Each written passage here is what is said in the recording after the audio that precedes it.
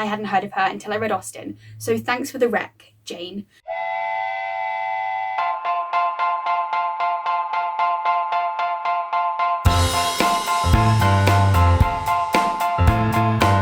Hello, hi, howdy, and welcome to my channel. My name is Liberty, and I really hope that you can see and hear me because this has taken a hell of a lot of preparation to try and get set up. My room does not have good lighting. You are here to join me today for a wrap-up of my March reading. Hello.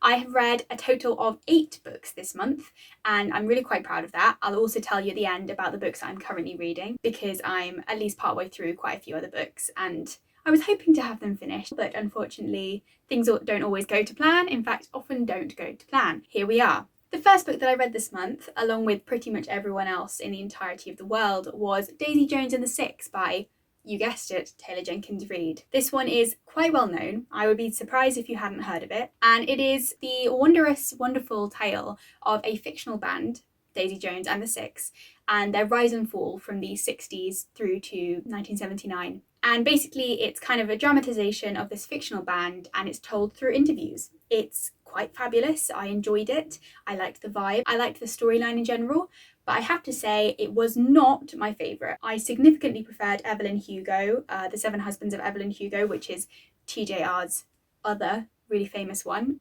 Well, I say other, there's another one as well, Malibu Rising, which I think came out last year. I haven't read that yet.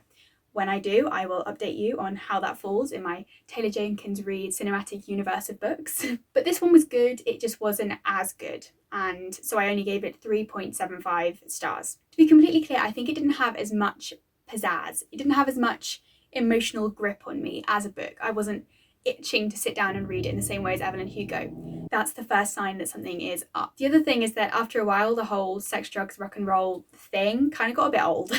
I was just like, okay, Daisy Jones is taking a lot of drugs, way more than is in any way close to being healthy, and she is suffering for it. We've been new.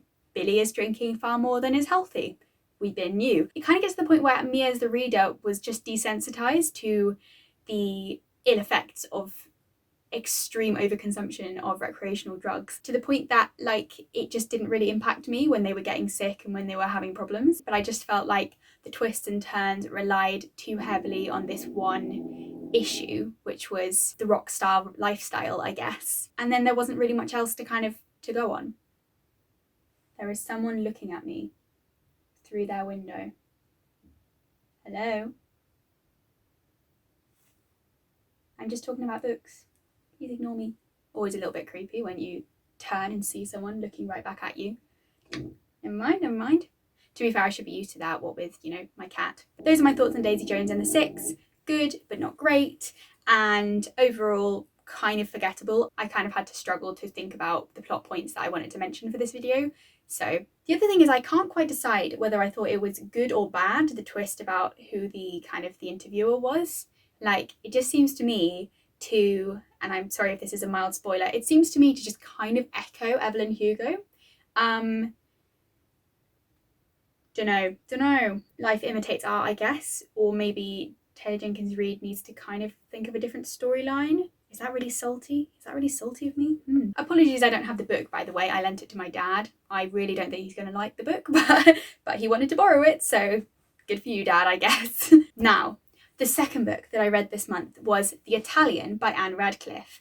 Yes, this is a gothic horror, and I mean an OG gothic horror. It was published in 1797, and I've got to say, I felt extremely bougie saying that to people every time someone asked what I was reading. I was like, oh yeah, I'm just reading a book from 1797, and they were all like, what? And I was like, I know. But no, it was really good. Like, actually, I was so surprised. I expected it to be a bit of a slog, and it was. It was very dense text because it was from the 1790s, for goodness sake. It was like, Jane Austen style, extremely fat paragraphs with long sentences and words. And it was a lot to read, it was a lot to get through, but by God, did I enjoy it. I started by reading maybe like 20 pages in a night, and it took me long enough, and I was like, gosh, this is going to take a long time. But eventually I sat down and I just directly read sort of for a couple of hours. And once I got the ball rolling properly like that, the story was just so gripping. The twists and turns was so good. I was seriously creeped out by a few of the scenes. I was seriously surprised by a lot of the plot twists. And overall, it was just one of the most engaging classics I've ever read, maybe the most engaging classic in terms of genuinely keeping me hooked in a way that I didn't think classics, mystery classics at least, could do. But then this one from 1797 has kind of blown everything else out of the water. That's foreshadowing for a book I'm going to talk about later. You'll see why. I can't decide if me holding this microphone looks really awkward or not. I actually have no idea. I don't have a viewfinder. I'm using my phone as a camera. You very well could not see me right now. You could not hear me, or I could just look really stupid. Who even knows? We'll find out in post-production. This is the rock and roll lifestyle that Daisy Jones and the Six was missing. The Italian, like I say, fantastic. So the thing about it is that when I say it's like Jane Austen, I really mean it, because Jane Austen's Northanger Abbey is actually explicitly a kind of a parody of Ann Radcliffe's novels. Like, it references The Mysteries of Udolpho and The Italian several times, both of which are Ann Radcliffe's most famous works. And Northanger Abbey is supposed to be kind of like a satire of a gothic horror novel, but Jane Austen style. And it's kind of weird, and I kind of liked it, but I didn't love it. It wasn't my favourite Jane Austen. But because it referenced this Radcliffe lad, I was like, oh, okay, I'll look her up. And then coincidentally found The Italian on a secondhand bookstall in the marketplace in Cambridge, and I was like, okay, sounds great. Picked it up, was not expecting to actually enjoy it that much, and then was completely and then I just love it now. It's so underrated to anyone who's not actually like a literature person, because I realise if you've studied anything to do with the Gothic in uni or something like that, you will probably have heard of Ann Radcliffe. But otherwise, chances are really low that you have. I hadn't heard of her until I read Austen, so thanks for the rec, Jane. And in the end, I gave The Italian 4.5 stars, because it wasn't the best book I've ever read. It didn't quite hit the 5-star mark. The only major negative plot-wise that I thought is worth mentioning is that there's some quite significant anti-Catholic feeling in the book, to the extent that I was a little bit uncomfortable in places, but that's not total. For example, there is one convent that's like explicitly described in a very positive manner, and it talks about kind of this particular formation of Catholicism to be great, but the general tone is that Catholicism and organised religion in general is kind of evil, which is not great. I will say that's a little bit problematic. And so that kind of side of it was a little bit dodgy. Also, the only other thing is that possibly the Inquisition scenes went on a bit long. If you know what I'm talking about, you know what I'm talking about. The girls that get it. The girls that don't. Wow. The Italian is just such a wild ride. I genuinely can't describe to you how many really random and amazing things happen in that book. So, recommend. The third book that I read this month was Cemetery Boys by Aiden Thomas. Now, this is a queer YA romance. It's also a fantasy, and it's part of my quest to find the best queer YA romance. If you want to hear more about my thoughts on that book, you're going to have to wait for episode 4, because I have filmed far more in the way of queer YA content than I have anything else, so they will need spacing out. This is a representation of how many queer YA books I keep finding myself reading, because they're just joyous. Cemetery Boys, very joyous. It had an excellent trans Latinx main character, as well as an Achillean relationship. P.S. I only recently found out that the term for kind of men loving men is Achillean, because I knew Sapphic the whole time, and then I found out it was Achillean, and I was like, obviously that makes complete total sense. But anyway, recent discovery. There was an Achillean relationship, cool queer characters, cool people of colour, fantasy, Mexican folklore. It was just vibes, and the whole twist at the end, did not see it coming. I genuinely did not see it coming, and it was so good. And there's like a ghost involved. I hope that's not a spoiler. No, there is obviously a ghost. It's quite important that there's a ghost, and this ghost called Julian has my heart. You will find out more later. So I gave Cemetery Boys 4.25 stars. Now, the fourth book that I read this month was a little bit out there. I borrowed it from my very good friend Maddie, who is kind of obsessed with Russian history. She won't mind me saying that. That is basically the thing that she states as her biography upon meeting any new person, and I love that for her. Maddie, I adore you, and thank you for lending me the selected poems of Yevgeny Yevtushenko, which was a fun little ride of a kind of end-of-term morning. I loved it. I read it in one sitting. I particularly loved the poem People, which is at the end, and there was one quote that I picked out from a different poem, I think. Just really hit me in the gut and made me it gave me that feeling, that sort of glad to be alive feeling, the wow, there's endless possibilities, that's what life's about kind of feeling, which is how little I have done in life, how much I can do. And that's always a lovely feeling to go into the holidays with. It's like, wow, I have weeks free to do what I wish with. this is incredible. So that was a good mood booster for the end of term, and in the end I gave it 3.5 stars because it was cute, but maybe not for me in so much as I'm not really a poetry fan. I don't feel as emotionally attached to poems often, but there are a few out there that have genuinely stabbed me in the heart. I'm talking Wendy Cope's The Orange, obviously. I'm talking my favourite poem out there, which is surprisingly by Philip Larkin. Philip Larkin being generally crude and misogynistic, and I kind of dislike a lot of his poetry, most of it. But this particular collection that we studied in my A-level contained at the very end one poem that genuinely just made me so happy and so sad and so melancholy. It was again a kind of existential, oh my gosh, life kind of poem. Maybe that's who I am. And that poem was An Arundel Tomb. If you have ever read the poem, you'll know what I'm talking about. I'm going to paste a section on the screen now because it is just gorgeous. And for some reason reminds me of the song Eleanor Rigby by the Beatles. Anyone have any thoughts on that? Please say. The most famous poem by Yevtushenko is Zamar Junction, which was a kind of semi-autobiographical tale of his childhood and young adulthood in a kind of very rural town in Siberia. It was cute, I liked it, but again, poetry just doesn't hit the spot for me in quite the same way. This little collection of poetry also helps me along in a couple of my challenges because it's translated from Russian by Peter Bauman, so that's cool, ticks off Russia on my Around the World challenge, and it is also first published in 1962, so ticks off 1960s in my Decades challenge, so that's very fun and cool. Nice combination.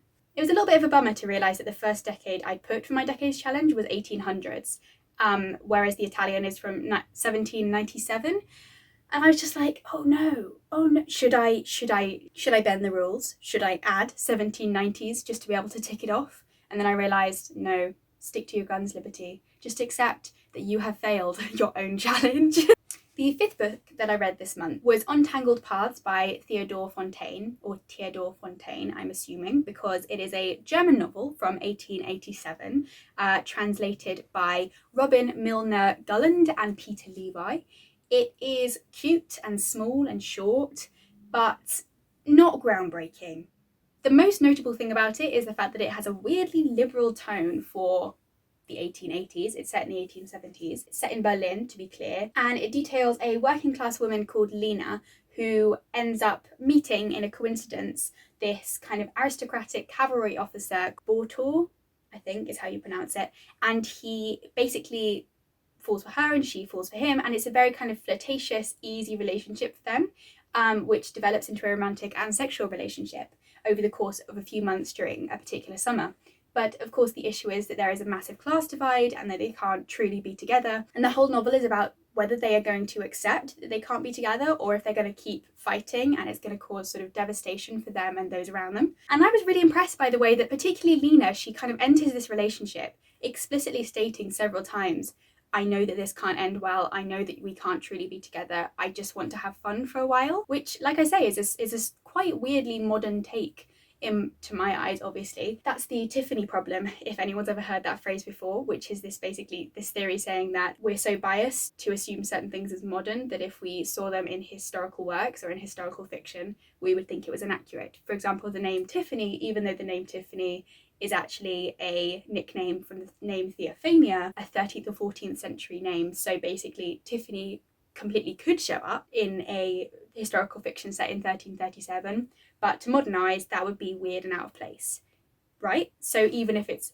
accurate, it feels out of place. Similarly, there's a chance that I'm expecting certain things of the 1880s, and then this is just usurping that, and so it's making me think, oh, this is very modern. Perhaps not. Perhaps the truth of it is that it just very accurately displayed the fact that working class people in particular might have had very lax views about sex and sex positivity in general. There would have been a general openness towards experiences of that kind in a way that we perhaps don't expect of this era. And that's basically what the whole novel is about. It's about Lena and her family, Frau Nimch, her adopted mother. Again, adoptive relationship, which I thought was interesting as well. They are just all completely fine with the fact that Lena is off having this unmarried affair with this upper class guy. They're basically saying, yeah, go have fun, that's what life's about. It was great, I enjoyed it, but like I say, not excellent in terms of plot. The kind of narrative arc was not great, like it kind of tailed off towards the end. Okay, but not excellent. Again, 3.25 stars. A tick for the 1880s and the Decades Challenge, and a tick for Germany in the Around the World Challenge. So once again, 2 birds with 1 stone, which is fun. The 6th book that I read this month, and the 20th of the year so far, was The Long Way to a Small Angry Planet by Becky Chambers. Now, I went into this book very much excited because I'd heard such fantastic things about it, even though sci-fi is generally not my genre. This is a book basically about this human woman who joins this kind of ragtag crew of space explorers. Not really explorers, they kind of work on a spaceship. It's set in the distant future when Earth has been destroyed by climate disaster and greed, you know how it is. And this is a kind of interspecies alien crew, and she's joining it as a new member of the team. It's supposed to just be them and their life, a found family kind of narrative. But moreover, it was supposed to be a mystery. This was not a mystery. This was unmysterious. It's about as mysterious as who put the claw marks in my sofa. There's a kind of expedition moment where they get given this particular task, and it's a new kind of challenge for them, and there's risk, but it's a hero's journey in the classic sense of the term. But instead they actually just don't do this particular journey. I've been speaking for way too long.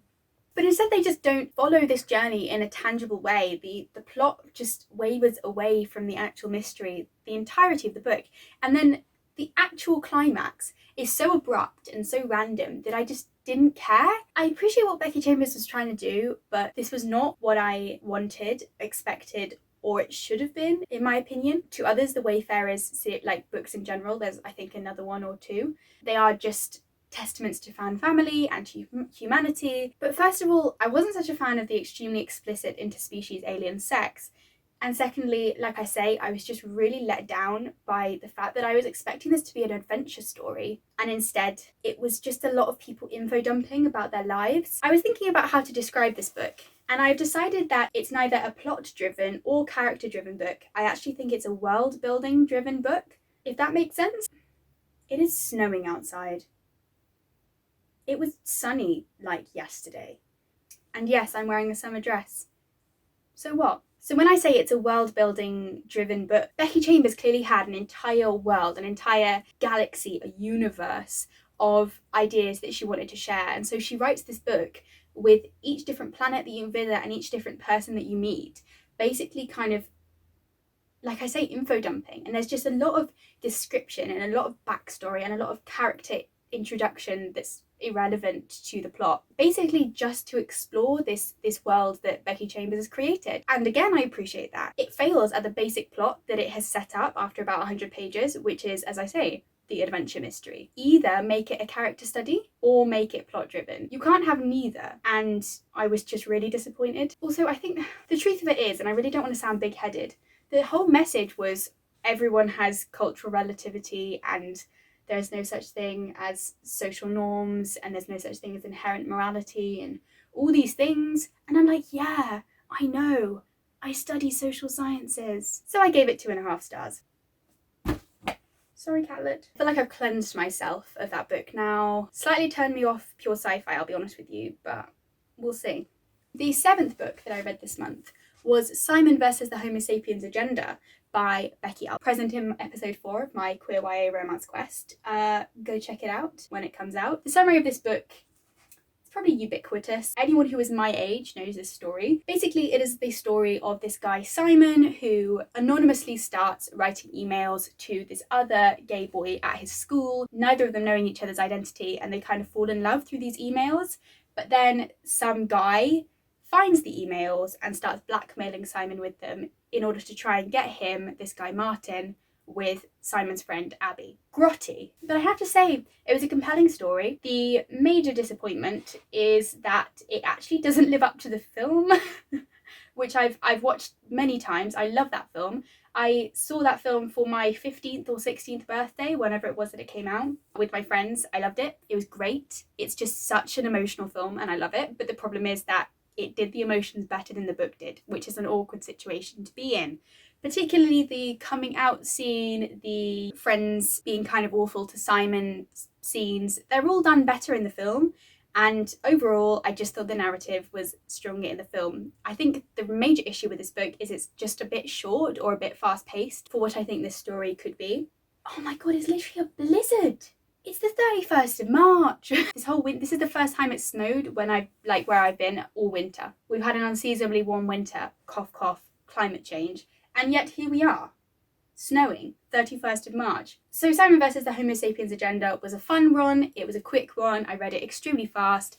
Excellent opening line, I said that in the vlog, you'll see, but not as good as it could have been, certainly not as good as other queer YA romances I have and will read, and so it's 3.5 stars for me. And now finally, the 8th book that I read this month was Strange Meeting by Susan Hill. What is this book, you ask? Well, I didn't know either. It was on my shelf up there with another Susan Hill, The Woman in Black. And I was like, right, Susan Hill, if she's wrote The Woman in Black, it must mean Strange Meeting is a horror or a thriller. Boy, was I wrong. It actually just completely isn't. I was bamboozled to open it, only to discover upon reading that it's actually a narrative about the First World War. Strange.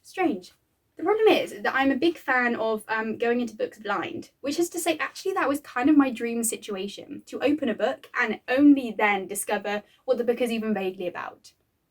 It was great. It just adds so much to the story when you are genuinely experiencing every single thing spoiler-free, and that includes just basic things like when it's set, where it's set, what's going to happen, because then you don't have any preconceived notions and everything hits you in real time like you're one of the characters. I don't know, does that make sense? The point is, Strange Meeting is about these two men, Eliot and Barton, or John and David, who meet as officers going up to the front lines in 1916, and their story together. It's about love, and it's about loss, and it's about how the most random chance events can mean so much. Like, it says in the afterword that Susan Hill meant this as just a microcosm of the war. Like, she didn't want to write a sweeping grand narrative about the First World War as it meant to everyone, but just how moments in your life can be so impactful to an individual or two individuals. And so this strange meeting of these two men had such a profound impact on these two men. It was just so beautiful. It was so beautiful. And the description, oh my god, Susan Hill can write description. It was so vivid and so harrowing, because obviously it's about the First World War. It's about death and destruction and trench warfare and landscapes that have been decimated. It's awful to read, but it's so vivid. And then the John and David relationship and the whole discussion about what it means to be close to people, because John is not close with his family and David really is, and John gets drawn into David's family because he realizes that that's what love means. It means ease and comfort and contentment, and it's so beautiful. Personally, I was reading it and thinking this is really homoerotic. To me, it reads like it's a love story in the romantic sense. It really easily is also a love story in the platonic sense. No matter how you take it, it's just so profound, and it's really quite sad at the end. I didn't cry, I didn't tear up, so it wasn't the height of emotion that it could have been. I feel like it's because it's a shorter book, you kind of begin to feel really attached to these characters, but not in the same way as if it had been, heftier. But Susan Hill gets this tone of foreboding so well throughout the novel. You just feel the kind of the dread and the fear about what's to come. So the whole tone is done so well. I gave Strange Meeting 4.5 stars.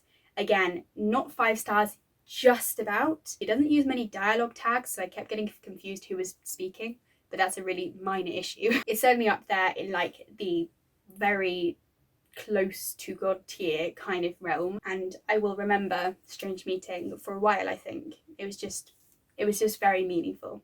So there we have it. I really hope that you can still see me. I really hope that you can still hear me. But I especially hope that you have enjoyed this video. As you can see, I have read quite a variety of books this month, and I've contributed a few to my different reading challenges. I'm extremely proud to be on 22 books now that I've read, which is a significant leap forward from this time last year. But I've just been enjoying reading so much, and that I have such a passion for reading in general, literature in general, watching a lot of booktube. So I hope that you've enjoyed my contribution to that field.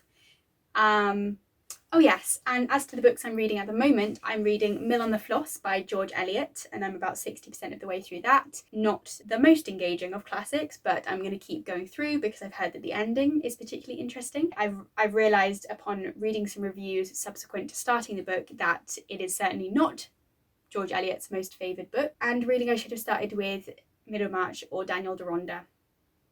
That's also what my English friends have said to me. Daniel Deronda is actually way more interesting. So here we are. Never mind, I learned from my mistakes.